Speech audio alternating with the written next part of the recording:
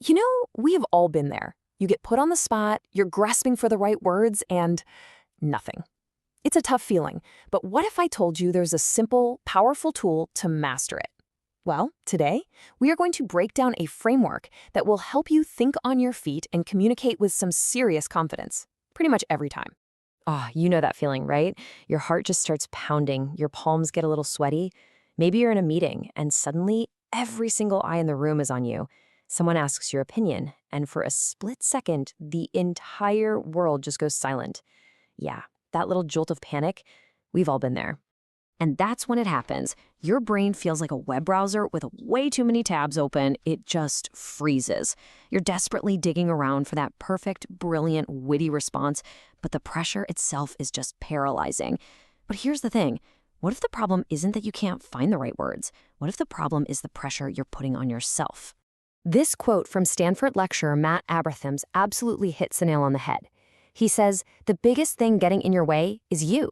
It's not the question, it's not the audience, it's our own internal pressure to be perfect that trips us up. In those moments, we basically become our own worst enemy. So, okay, how do we get out of our own way?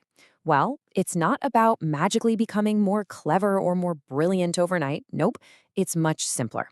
It's about having a plan, a simple, reliable structure that can free you from that trap of perfection and just let you communicate clearly.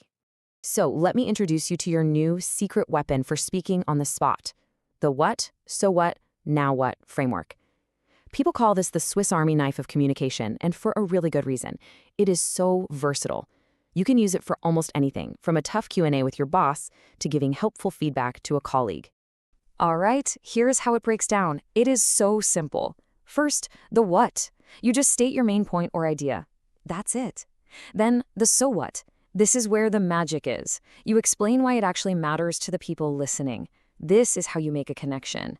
And finally, the now what. You give a clear next step or a call to action. What, so what, now what. Seriously, it's that easy. But why is a simple little structure like this so incredibly powerful? Well, it goes deeper than just organizing your thoughts. It's actually about rewiring your brain for more confident communication. Let's dig into that. Just think about it for a second. Without a structure, what do? We ramble, our thoughts are kind of all over the place, it's confusing, and it's hard for people to follow. But with a structure, everything just snaps into place. Your message becomes clear, confident, and honestly just way easier for the other person's brain to process. It gives them what some call processing fluency. You're doing the hard work for them. Now, here's another huge benefit. This framework helps you completely reframe the situation in your mind. See, when we're put on the spot, our brain can register it as a threat, and that's what triggers all that anxiety. But when you have a plan, you can flip that switch. It's no longer a threat, it's an opportunity to connect, to contribute, and when your brain sees it that way, anxiety goes way down and your ability to connect goes way up. So really, the key takeaway here is this. Having a reliable structure frees up so much of your mental energy.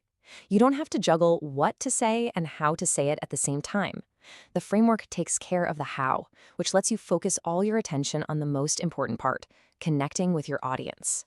That's what lets you be more present, more authentic, and ultimately more impactful. Okay, so theory is great and all, but what does this actually look like in the real world? Let's take a look at a concrete example of how you can use this to give feedback that's actually clear and helpful. Here is a fantastic example from Stanford. Imagine giving feedback after a presentation. Instead of just good job, you start with the what. The part of your talk on the communication plan was very helpful. Super specific. Then the so what, because it clearly laid out the metrics for success. Now they know exactly why it was good. And you finish with the now what. Please use that same analysis in your next case. See? It's simple, it's direct, and it's actually actionable. Now, this is a skill that anybody can learn. It's not magic, it just takes a bit of practice. But with the right approach, you can totally become a more confident, spontaneous speaker. So here are a few things you can do to start building that muscle, like right now. First, when someone asks a question, listen. I mean, really listen. Try to figure out the question behind the question. Next, use paraphrasing to buy yourself some time. Just saying, okay, so what I hear you asking is, gives your brain a few precious seconds to fire up the framework. Third, and this is a big one, dare to be dull. I'm serious. Let go of being perfect. The goal is connection, not perfection. And finally, start small. Use this framework in low-stakes chats. Talk to a friend about a movie you saw.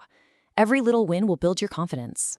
So the next time you feel yourself being put on the spot, just remember this. You do not need to be perfect. You just need a plan. And now you have a really powerful one. So the only question left is, what's the first conversation you're going to transform with it?